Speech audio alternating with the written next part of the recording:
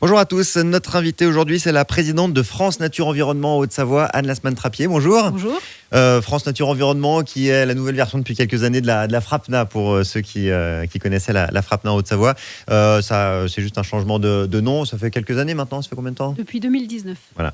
Les missions restent les mêmes, on va parler un petit peu de tout ce que vous faites. Il y a un grand volet sensibilisation, accompagnement au changement et puis quelques volets judiciaires et plus sur le combat, on va y revenir. 50 ans, vous fêtez en 2024 les 50 ans de l'association. Bah oui, 50 ans, oui, ça se fête. C'était en janvier 1974 que 5 associations de Haute-Savoie se sont regroupées pour former la fédération déjà FRAPNA Haute-Savoie, donc aujourd'hui France Nature Environnement Haute-Savoie, pour s'occuper de toutes les questions environnementales. On est là pour défendre les biens communs que sont le sol, l'eau, l'air, le climat et la biodiversité. C'est ça notre travail. De la sensibilisation auprès de tout le monde, du grand public, mais aussi des collectivités que vous accompagnez ? Les deux, et des écoliers aussi, des collégiens. On a un énorme programme de sensibilisation auprès du public, et puis aussi tout un programme d'accompagnement des collectivités.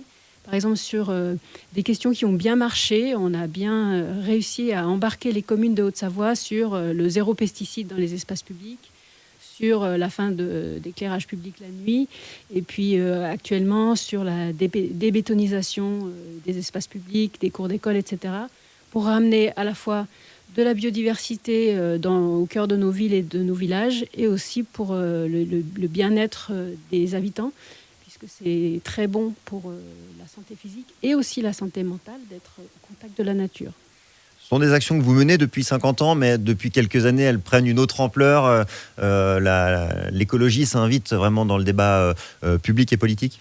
L'urgence est là. Enfin, l'urgence est... On sait qu'on est face à une extinction massive de la biodiversité. On sait que le changement climatique, aujourd'hui, ce qu'il faut éviter, c'est l'emballement climatique. Et là, on est déjà à des moments où on sent qu'on part dans des conditions hors normes. On a eu des étés incroyablement chauds, de la sécheresse en Haute-Savoie, alors que vraiment, on pensait que ce n'était pas le problème numéro 1 qu'on allait avoir en Haute-Savoie. Donc, il est urgent d'agir, et on le fait de façon très constructive, avec de l'expertise, avec du dialogue, avec la participation au débat. Et puis, quand il le faut, eh bien, on montre nos piquants, parce que notre emblème, c'est les hérissons. Et donc, de temps en temps, il faut montrer les piquants avec de la mobilisation citoyenne et puis des actions en justice. Et on arrive même parfois à faire changer la loi avec de la jurisprudence grâce à ces actions.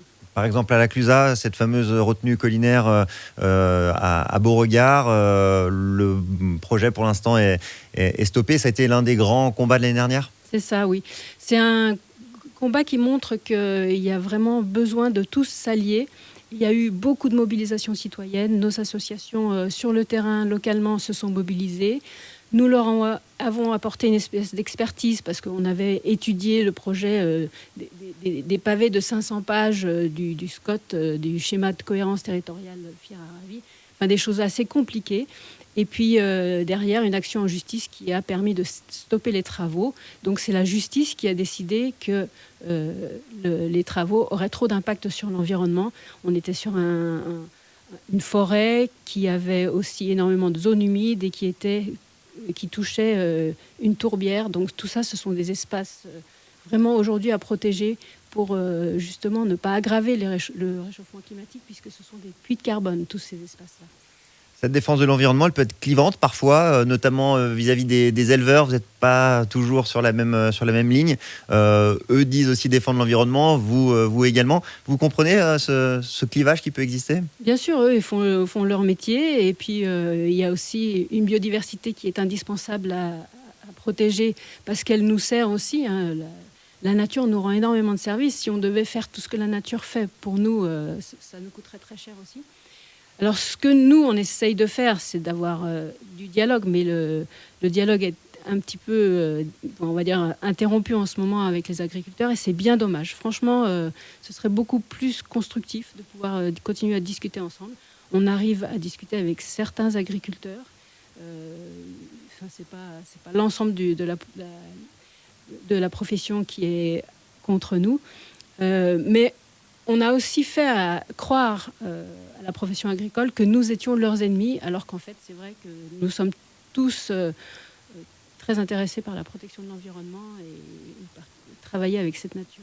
Ça rejoint un peu l'actualité, alors pas localement directement, mais les agriculteurs se mobilisent en ce moment. Ils disent il y en a marre des contraintes, notamment environnementales. On peut comprendre aussi ce message-là ? On peut tout à fait le comprendre. Seulement, une grande partie des agriculteurs sont pieds et poings liés par des lobbies qui leur ont fait croire qu'il était indispensable d'utiliser des engrais chimiques, des pesticides pour cultiver, alors que ces produits chimiques, en fait, détruisent le sol, vraiment font perdre de la qualité au sol. Et donc, ces agriculteurs, leurs terres ont beaucoup perdu de qualité et ils se sont un petit peu dans un système où ils sont un petit peu obligés de continuer cette fuite en avant avec toujours plus de pesticides et d'engrais chimiques.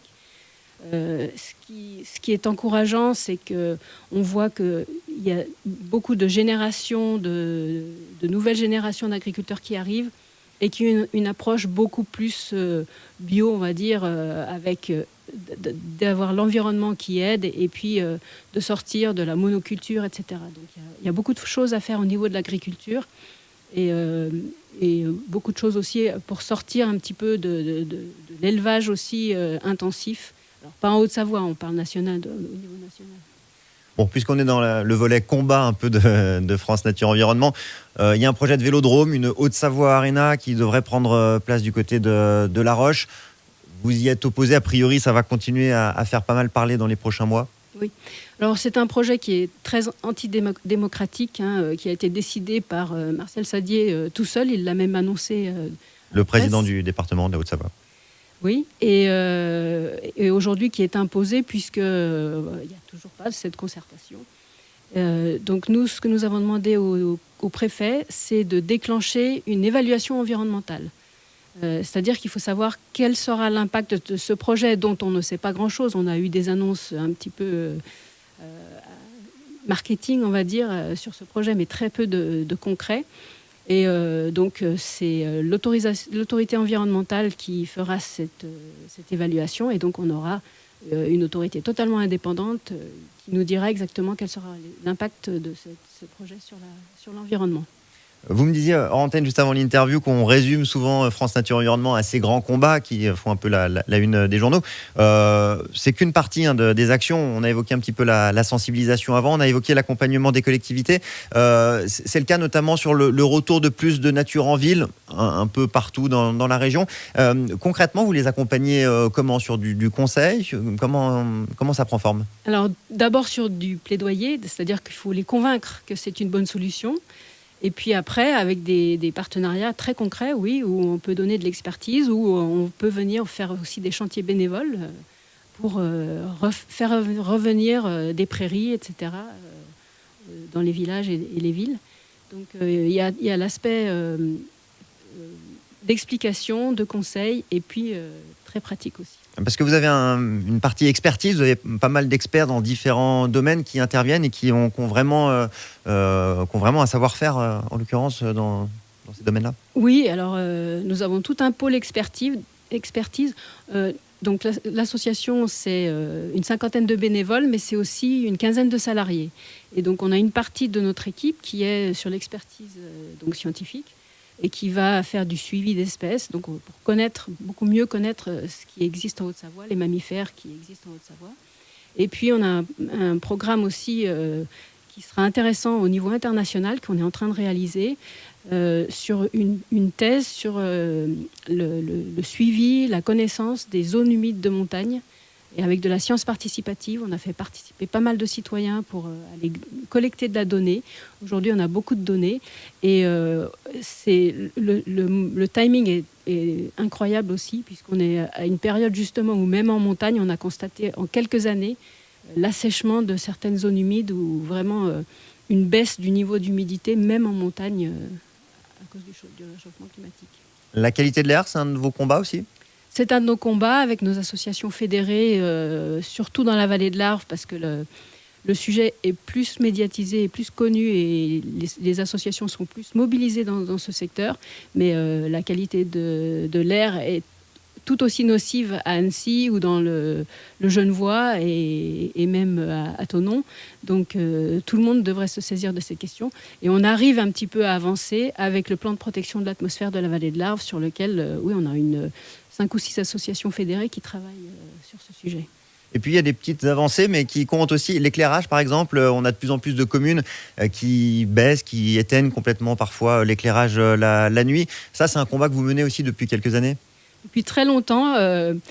Notre collègue qui était là, qui était président il y a une quinzaine d'années ou une vingtaine d'années, nous a dit qu'il y avait déjà eu ce combat au moment de la création du Macumba. Le Macumba avait un éclairage incroyable qu'on voyait à 50 km plus loin. Et donc, à cette époque-là, on les a pris pour des extraterrestres de dire il faut éteindre l'éclairage la nuit. Maintenant, la compréhension est là. On sait que la biodiversité, il y en a une immense partie qui vit la nuit et qui a besoin d'être dans la nuit pour se reproduire, etc., pour vivre. Donc, ce combat, aujourd'hui, il est gagné, mais il a fallu des années et des années pour le mettre en place. 50 ans que ça dure pour France Nature Environnement. 2 mots du calendrier. Il y a eu une année de festivités avec pas mal d'événements, des conférences notamment, là, surtout 2024. Oui, alors des festivités. Donc, nous avons commencé le week-end dernier, donc c'était plutôt une conférence de lancement et puis un événement assez festif. Nous avons dans le calendrier des événements phares, comme 2 grandes conférences. Une le 8 mars à Annecy avec Aurélien Barraud, et puis une à l'automne qui sera sur le thème du climat et de l'eau. Et puis tout au long de l'année, on aura des temps forts, des moments d'échange avec les citoyens aussi. Par exemple, le 1er février, dans la vallée du Gifre, on va faire une rencontre avec nos associations fédérées de cette vallée, et avec les citoyens qui veulent venir s'intéresser à ces questions. On aura par exemple des ateliers thématiques où chacun pourra parler ou entendre parler des questions qui l'intéressent, les sols, l'eau, l'air, le climat. Et puis tout au long de l'année, des conférences, des ateliers, des animations, des sorties nature et des moments festifs. Voilà, ça c'est pour la partie sensibilisation, vous avez compris les piliers, sensibilisation, accompagnement, et puis le combat un petit peu avec des poursuites judiciaires parfois. France Nature Environnement 74, il y a un site internet, vous retrouverez tout le programme de cette année 2024. Merci beaucoup. Merci et encore bon anniversaire, joyeux 50 ans et bonne semaine.